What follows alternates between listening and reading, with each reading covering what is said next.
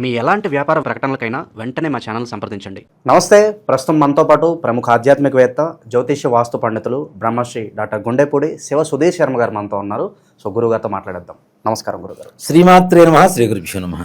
గురుగారు, ఆగస్టు మాసం, విశేషంగా శ్రావణ మాసం, తులారాశి వారి పరిస్థితి ఎలా ఉండబోతుంది? ప్రజెంట్ వీళ్ళ టైం ఎలా నడుస్తుంది? ఓవరాల్గా ఎలాంటి జాగ్రత్తలు తీసుకోవాలంటే బాగుంటుంది అంటారు? ముఖ్యంగా ద్వాదశ రాశుల ఫలితాలు మనం చెప్పుకుంటూ ఉన్నాం నాన్న. ఈ ద్వాదశ రాశుల ఫలితాలు రాశి ప్రకారం ప్రతి ఒక్కరి జాతకం ఇలానే ఉంటుంది అని చెప్పడం అనేటువంటిది ఎక్కడా కూడా జ్యోతిషాస్త్రంలో లేదు. ఒక రాశిలో కొన్ని కోట్ల మంది పుడుతూ ఉంటారు, అందరి జాతకం ఒకేలాగా ఉండాలని గ్యారంటీ ఎక్కడా లేదు. అలాగే మనం పుట్టినప్పుడు ఇప్పుడు ఏవైతే అనుకూలంగా ఉండేటువంటి గ్రహాలు ఉన్నాయో, ప్రతికూలంగా ఉండేటువంటి గ్రహాలు ఉన్నాయో, మనం పుట్టినప్పుడు లగ్నం నుంచి రాశి నుంచి ఏ గ్రహాలు ఎక్కడ సంచారం జరిగిందో అది తెలుసుకుంటే రాశిలో రాశి ద్వారా గోచారం చెబుతున్నాం కదా, ఇది జరుగుతుందని చెప్పడానికి గ్యారంటీ తెలుస్తుంది. తులారాశి వాళ్ళకి మనం గత 3-4 నెలల నుంచి కూడా బాగుంటుందని చెప్తున్నాను నాన్న. కానీ దాని పరిపూర్ణమైనటువంటి ఫలితాన్ని తీసుకోలేకపోతున్నారు. కానీ ఆగస్టు మాసం నుంచి పరిపూర్ణమైనటువంటి ఫలితాన్ని తీసుకోవడానికి సిద్ధంగా ఉండండి. అదృష్టలక్ష్మి మీ తలుపు తట్టబోతుందని చెప్తా. ఆర్థికంగా ఎక్కడ లోటు కనబడదు. అసలు మీ అవసరాలకి మించినటువంటి ఆదాయం మీ చెంత చేరడానికి సిద్ధంగా ఉంది. ఉద్యోగ ప్రయత్నాలు, నిరుద్యోగులు ఎవరైనా ఉంటే ఉద్యోగ ప్రయత్నం చేస్తే తప్పనిసరిగా ఉద్యోగ యోగం కలుగుతుంది. దాంట్లో ఏమాత్రం కూడా సంశయం లేదు. అది కూడా అంతవరకు బీటెక్ చేసిన స్టూడెంట్ ఉంటాడు అన్న, వాళ్ళు ఏదో చాలని జీతంతో చిన్న చిన్న ఉద్యోగాలు చేసుకునేటువంటి వాళ్ళు ఈ పరిస్థితిలో ఇదైపోతున్నారు. కానీ వీళ్ళ చదువుకున్నటువంటి చదువుకు తగినటువంటి అర్హత కలిగినటువంటి ఉద్యోగాలు తులారాశి వాళ్ళకి ఆగస్టు నెలలో 100% దొరుకుతుంది. ప్రయత్నం చేయడం అనేది వీళ్ళ వంతుగా ఉంది. అలాగే వివాహ ప్రయత్నాలు చేయండి. కాదు, లేదు, రాదు అనేటువంటి పదాలు వీళ్ళ జీవితంలో ఆగస్టు మాసంలో ఎక్కడ వినాల్సిన పరిస్థితి లేదు. చక్కటి సంబంధాలు కుదురుతాయి. మంచి ఇప్పుడు మనం చాలాసార్లు మాట్లాడుకునేది ఏంటంటే సంబంధం కుదరటం పెద్ద సమస్య కాదు, కుదిరిన సంబంధం కరెక్ట్గా ఉండడం అనేదే పెద్ద సమస్య. కాబట్టి అలాంటి మంచి సంబంధాలు కుదిరేటువంటి అవకాశాలు ఉన్నాయి. పైగా ఈ సమయంలో అయ్యేటువంటి వివాహ బంధం ఏదైతే ఏర్పడే వివాహ బంధం ఉందో ఇది కూడా దృఢంగా ఉండేటువంటి అవకాశాలు సంపూర్ణంగా కనబడుతున్నాయి. వాళ్ళ రోజున ప్రబలుతున్నటువంటి ఒక బలహీనమైనటువంటి పరిస్థితులు వివాహ బంధం మీద ఎక్కువగా ఉన్నాయి. అలాంటి పరిస్థితులు లేకుండా చాలా సంతోషంగా ఉండేటువంటి వాతావరణం కనబడుతూ ఉంది. అలాగే ముఖ్యంగా భూపరమైనటువంటి వ్యాపారస్తులు, రైతులు, మిర్చి పంట వేసినటువంటి వాళ్ళు, పసుపు కొమ్ములు పంట వేసినటువంటి వాళ్ళు, ధాన్యం అంటే వరి పంట వేసినటువంటి వాళ్ళు, వీళ్ళకి అధికమైనటువంటి లాభాల్లో ఉండేటువంటి పరిస్థితులు కనబడుతూ ఉన్నాయి. తప్పనిసరిగా మిర్చికి ఎంతైతే రేటు పెరిగిందో ఒక బాల్ని కింద కొడితే ఎట్లా లేస్తుంది అట్లా డబల్ బంప్ అయ్యేటువంటి పరిస్థితులు కనబడుతున్నాయి. మంచి రేట్లు వస్తే తద్వారా ఆర్థిక లాభం ఉంటుంది. రియల్ ఎస్టేట్ వ్యాపారం వాళ్ళకు కూడా నిజంగా చెప్తున్నానన్న, ఈ నెలలో తులారాశిలో ఉండేటువంటి వాళ్ళు ఎవరైనా రియల్ ఎస్టేట్ చేస్తున్నారు అంటే వాళ్ళకి కావలసినటువంటి భవిష్యత్ ప్రణాళికలకి కొత్తగా వెంచర్లు వేస్తామనే ఆలోచన ఉంటుంది కదా, అది వేస్తే బాగుంటుంది, ఇది వేస్తే బాగుంటుంది, అక్కడ స్థలం బాగుంటుంది, ఇన్ని ఎకరాలు కొనాలి అని మీరు ఆలోచించారు ఇంతవరకు. ఇప్పుడు ఆచరణలో పెట్టండి. దానికి కావాల్సినటువంటి ఆర్థిక వనరులు చక్కగా సమకూరుతాయి. దీంట్లో కూడా మరలా వీళ్ళకు కూడా పార్ట్నర్షిప్ మాత్రం కాదు, సింగిల్గానే చేయండి. ఎక్కడ పార్ట్నర్షిప్ బిజినెస్ చేయకండి. అలాగే సంతానం గురించి ఆలోచించేటువంటి వాళ్ళకి మాత్రం కొంత మేరకు నిరాశాజనకంగా ఉంటుంది. సంతానం అనేటువంటిది అంత తొందరగా అందుబాటులోకి వచ్చే పరిస్థితి కాదు. ఒకవేళ గర్భిణీతో ఉన్నటువంటి వాళ్ళు కూడా తగిన జాగ్రత్తలు తీసుకోవాలి. ఎక్కువగా టెన్షన్ పడేటువంటి లక్షణాలు ఉంటాయి ఈ సమయంలో. తులారాశి వాళ్ళకి అధికమైనటువంటి ఒత్తిడి వల్ల, మానసిక ఒత్తిడి వల్ల లోపల ఉండేటువంటి ప్రాణానికి కూడా కొంతవరకు నష్టం వాటిల్లేటువంటి పరిస్థితులు ఉన్నాయి. కాబట్టి మీరు ఏది ఆలోచిస్తున్నారో పుట్టిన తర్వాత పిల్లల ఆలోచన విధానం కూడా అదే ఉంటుంది ఈ సమయంలో. కాబట్టి ప్రశాంతంగా ఉండండి, టెన్షన్ పడకండి. కొంత మేరకు జాగ్రత్తగా ఉండడం అనేటువంటిది చేయవలసినటువంటి ప్రక్రియ. అలాగే విదేశాలకు వెళ్ళాలి అనుకునేటువంటి వాళ్ళకి వీళ్ళకు కూడా చాలా మంచి లాభదాయకమైనటువంటి పరిస్థితులు ఏర్పడుతూ ఉన్నాయి. ఏ రకమైనటువంటి సమస్యలు ఉండవు, అడ్డంకులు ఉండవు. తప్పనిసరిగా వీసాకు పెట్టండి, మంచి ప్రయత్నాలు చేయండి, తప్పనిసరిగా సఫలీకృతులు అవుతారు. ఉద్యోగస్తులు చేతిలో ఆల్రెడీ ఒక ఉద్యోగం ఉండి వేరే ఆఫర్ వచ్చి మారాలా వద్దా అని డౌట్లో ఉంటారు, వాళ్ళ పరిస్థితి 100% మారండి. అది మీ భవిష్యత్తుకి ఒక బంగారు బాట వేసేటువంటి పరిస్థితిలో ఉంటుంది. ఉద్యోగం మారటం వల్ల చాలా చాలా బాగుంటుంది. దాంట్లో ఏమాత్రం సంశయం కూడా లేదు. కొత్త వాతావరణం సరికొత్త జీవితాన్ని ఇస్తుంది, సరికొత్త భవిష్యత్తుని ఇస్తుంది, మంచి ఇది ఉంటుంది. కానీ ఇక్కడ కూడా కుటుంబంలో వేరే వ్యక్తుల వల్ల కొంచెం జాగ్రత్తగా ఉండాలి.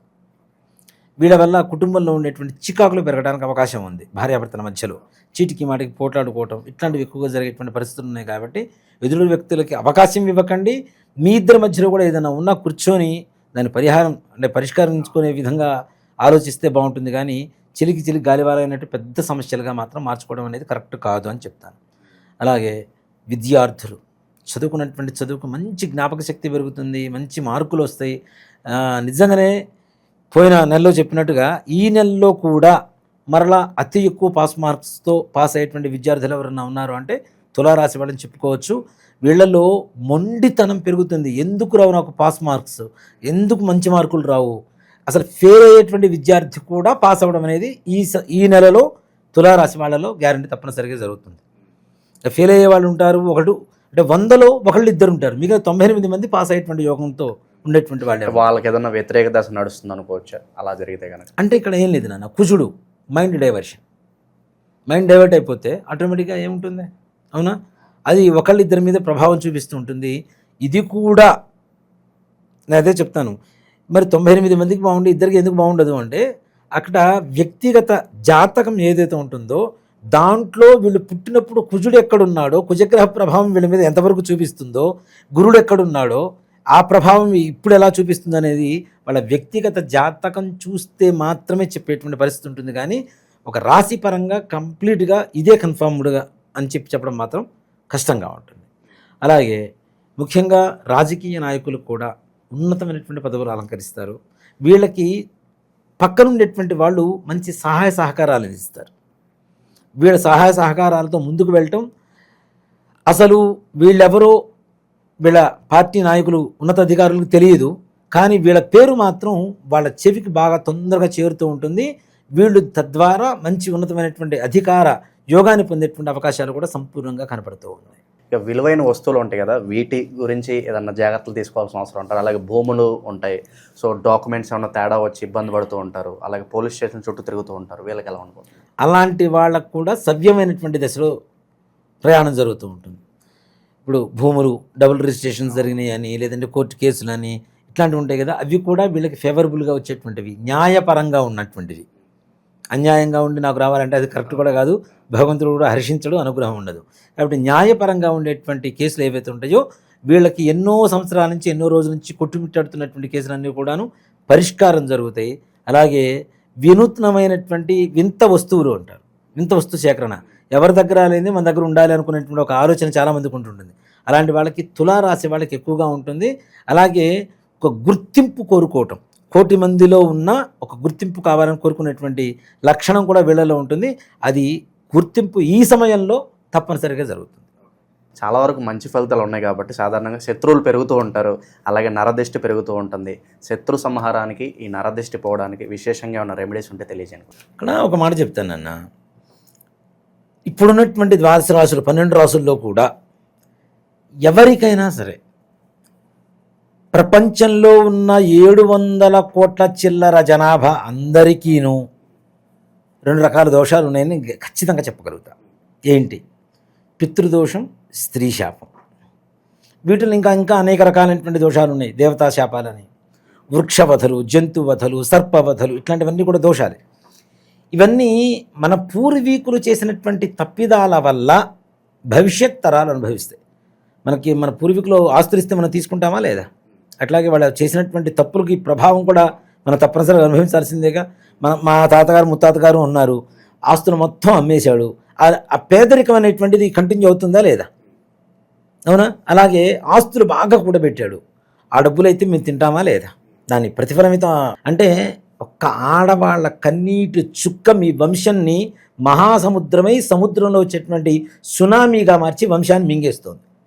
దీనివల్ల పెళ్ళిళ్ళు కాకపోవటం, అనుకున్నటువంటి పనులు కాకపోవటం, వ్యాపారం బాగుండకపోవటం, ఉద్యోగం సరిగా రాకపోవటం, పిల్లల మాట వినకపోవటం, పిల్లలు ఆరోగ్యవంతంగా ఉండకపోవటం, ఇంట్లో అనారోగ్య సమస్యలు, ఆర్థిక సమస్యలు, ఇచ్చిన అప్పులు వెనక్కి రావు, మనం తీసుకున్న అప్పులు తీర్చలేము, మనం ఎవరికన్నా అడ్డుండి ఇప్పిస్తే అవి కూడా మనం కట్టుకునేటువంటి పరిస్థితులు రావడం, ఇట్లానే దీంతో పాటుగా అనేక రకాలైనటువంటి మానసికమైనటువంటి అస్థిమిత, అట్లానే పిల్లలు ఆటిజంతో పుట్టడం, అవునా, చదువుకోరు, ఇంకా దుర్వ్యసనాల పాలవ్వటం, అంటే మనుషుల్లో అందరికీ ఉందనే చెప్తాను. ఇంకా చెప్పాలి అంటే దాదాపు 85 ఆ టైం నుంచి పుట్టినటువంటి ప్రతి ఒక్కరికి ఉంది, దాంట్లో ఏమాత్రం కూడా సంశయం లేదు. పరిష్కారం ఏంటంటారు దీనికి? ఒక్కడేనన్న, ఇది ప్రతి అమావాస్యకి మనం పితృకార్యాలు చేస్తూ ఉంటాం, అవునా. అలాంటి అమావాస్య ప్రతి నెల చాలా విశేషమైనటువంటిది. మనం ప్రతి నెల అమావాస్యకి ఇంట్లో పితృతర్పణ వదలండి, ఎవరికైనా బ్రాహ్మణికి స్వయం పాకం ఇవ్వండి అని చెప్తుంటాం. తద్దినాలు పెట్టరు. తద్దినాలు పెట్టకపోవడం, మేము కాశీలో పెట్టొచ్చామండి, గైలో పెట్టొచ్చామండి, నిన్న భోజనం చేసాం, ఇవాళ భోజనం చేయకుండా మానుతామా? నిన్న పండగ జరిగింది, మరుసటి రోజు మళ్ళీ వండుకొని తింటామా లేదా? అవునా. అక్కడెక్కడో కాశీలో పిండం పెట్టొచ్చాం, ఇంకా అయిపోయింది అంటే అది ఎట్లా కరెక్ట్ అవుతుంది? కొంతమంది ఇంట్లోంచి చెప్పకుండా వెళ్ళిపోతుంటారు, వాళ్ళు ఉన్నారో లేరో కూడా తెలియదు. ఒక మనిషి 14 సంవత్సరాల పాటు కనుక కనపడకుండా వెళ్ళిపోతే వాళ్ళకి కర్మ చేయవలసిందే, అది చేయట్లేదు, అవి వదిలేస్తున్నాం, అసలు ఇప్పుడు ఉన్నారో లేదో కూడా తెలియదు, వదిలేస్తున్నాం. ఇలాంటివి తద్దినాలు పెట్టకపోవటం, కర్మలు సరిగా చేయకపోవటం, శ్రాద్ధం శ్రద్ధతో పెట్టకపోవటం, తల్లిదండ్రులు ఇచ్చినటువంటి జన్మ, వాళ్ళు ఇచ్చినటువంటి విద్య, వాళ్ళు ఇచ్చినటువంటి శరీరం, రక్తం, మాంసం, దీంతో పాటుగా వాళ్ళు ఇచ్చినటువంటి జ్ఞానంతో మనం బ్రతుకుతున్నాం. ఇన్ని ఇచ్చినటువంటి వాళ్ళ రుణం తీర్చుకోవాల్సిన అవసరం ఎవరికి ఉంది? కొడుకుంటాం, అవునా. ఇలా కొడుకు చేయకపోవటం వల్ల కొడుకులు పుట్టకుండా కేవలం కూతుళ్ళే పుట్టేటువంటి దోషం కూడా ఈ దోషం ద్వారా కనబడుతూ ఉంటుంది. అంటే ఇక వంశం లేదుగా. నెక్స్ట్ ఇంటి పేరు ఎక్కడుంది? ఆడపిల్లలే పుడితే ఇంకో ఇంటికి అమ్మాయిని ఇస్తావు, అమ్మాయి ఇంటి పేరు అబ్బాయి ఇంటి పేరు అవుతుంది, కానీ నీ ఇంటి పేరు లేదు కదా, అయిపోయింది కదా, శాశ్వతంగా నీ వంశం నిర్వంశం అయిపోతుంది. ఇలా అసలు పిల్లలు పుట్టకపోవటం కూడా, అనుకున్న పని ఏ ఒక్కటి పూర్తి కావటం లేదా. సింపుల్గా చెప్పాలంటే ప్రశాంతంగా మీ జీవితంలో లేరా అంటే మీ వంశంలో, మీ పూర్వీకుల్లో ఆడవాళ్ళు మగవాళ్ళు 60 ఏళ్ల లోపల heart problem, kidney problem, liver problem, brain stroke, suicide, accidents, cancer, ఇట్లాంటి కారణాలతో చనిపోయారు. మీ పూర్వంలో 2 వేసి పెళ్ళిళ్ళు చేసుకున్నారు, ఇంట్లో భార్య ఉండగా కూడా ఇల్లీగల్ కాంట్రాక్ట్స్ పెట్టుకొని ఇంట్లో ఉన్న ఆడవాళ్ళని బాధ పెట్టారు. భర్త ద్వారా భార్య కావచ్చు, అత్తమామల ద్వారా కోడలు కావచ్చు, ఆడపడుచు ద్వారా వదిన కావచ్చు, వదిన ద్వారా ఆడపడుచు కావచ్చు, మరుదుల ద్వారా బావల ద్వారా మరదలు కావచ్చు. ఇలాంటి వాటికి ప్రతి నెల అమావాస్య మా ఆధ్వర్యంలో జరుగుతూ ఉంటుంది. తప్పనిసరిగా గోకర్ణంలో మహాబలేశ్వరుడి చెంత ఈశ్వరుడు ఆత్మలింగం, ప్రపంచంలో ఇంకెక్కడా లేనటువంటి ఒకే ఒక్క చోటు ఉన్నటువంటి ఆత్మలింగం గోకర్ణ క్షేత్రంలో మాత్రమే ఉంది. అక్కడ చాలామంది కూడాను ఈ మన సామూహికమైనటువంటి శ్రాద్ధాలు అవి చేస్తుంటారు. దయచేసి మీరు చేయించుకోపోయినా పర్లేదు, సామూహికమైనటువంటి శ్రాద్ధాలు పెట్టవద్దు. దానివల్ల వచ్చేటువంటి మంచి ఫలితం కంటే చెడు ఫలితాలు ఎక్కువగా ఉంటాయి. ఈ వెబ్సైట్లు అవన్నీ కూడా చాలా క్రియేట్ చేసి చాలామంది చేస్తున్నారు, అవి కూడా వాటిలో ప్యాకేజీలు పెడుతున్నారు. అవన్నీ కరెక్ట్ కాదు నాన్న. రాండి, తప్పనిసరిగా సశాస్త్రీయంగా ఎవరైతే బ్రాహ్మలు ఉంటారో, కర్ణాటకలో అందరికీ తెలుసు జంగం వాళ్ళు ఎక్కువ మంది ఉంటారు. జంగం వాళ్ళు కాదు, బ్రాహ్మలే, జంగం వారే. సో కాబట్టి బ్రాహ్మలు చేసేటువంటి విధానంగా సశాస్త్రీయంగా అక్కడ తప్పనిసరిగా పూజ చేయించుకొని మన దగ్గర నుంచి బస్సులోంచి బయలుదేరుతుంటాం. ఇక్కడ నుంచి ప్రతి నెల అమావాస్య ముందు రోజు బయలుదేరుతాం, అమావాస్య రోజు పూజ అక్కడ. అందులో ఈ శ్రావణ బహుళ అమావాస్య మఖా నక్షత్రం కలిసి వచ్చింది. ఈ దోషాలు ఉన్న వాళ్ళ వంశంలో మఖా నక్షత్రంలో పుట్టేవాళ్ళు కూడా కొంతమంది ఉంటారు. మఖా నక్షత్రం కలిసి వచ్చినటువంటి అమావాస్య, శ్రావణ బహుళ అమావాస్య చాలా విశేషమైన ఈ ఆగస్టు మాసంలో వచ్చే అమావాస్య. ఈశ్వరుడికి, వెంకటేశ్వర స్వామి వారికి, లక్ష్మీదేవికి, గౌరీదేవికి, పితృదేవతలకి, చంద్రుడికి, ఇంతమందికి ఇష్టమైనటువంటి మాసం ఇది. ఇంతమంది మాసం ఇష్టమైనటువంటి దేవతలకి ఆరాధనకి అర్హత కలిగినటువంటి మాసంలో శ్రావణ బహుళ అమావాస్య ఆగస్టు 23వ తారీఖు అయింది. 22వ తారీఖు ఇక్కడ బయలుదేరుతాం. 23వ తారీఖు పూజ ఉంటుంది, మరలా చేయించుకొని 24వ తారీఖు ఉదయం 11 గంటల కల్లా హైదరాబాద్లో ఉంటాం. కాబట్టి రావాలనుకున్నటువంటి వాళ్ళు అందరూ రాండి తప్పనిసరిగా. నా ఆధ్వర్యంలో, అంటే నేను చేయించడం కాదు, నేను అక్కడ బ్రాహ్మణులు పెట్టి చేయిస్తూ ఉంటాం. తప్పనిసరిగా నేను కూడా కలుస్తాను మిమ్మల్ని అక్కడ.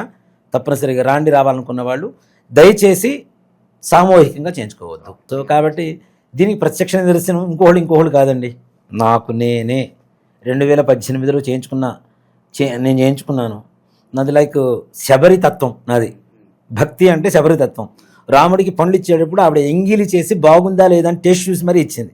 నేను చేయించుకున్న తర్వాత నాకు బాగుంటే మిగిలిన జనాలకు చెప్తా. నేను తినకుండా పండు బాగుంది తిను తిను అంటే అది ఎంతవరకు? అవునా? అది మొహమాటానికి వగరుగా ఉన్న తీయగా ఉందని చెప్తారు. అలా కాదు, నేను అనుభవించాను కాబట్టి ఎదుటి వాళ్ళకి చెప్పడానికి నాకు అర్హత కలిగింది.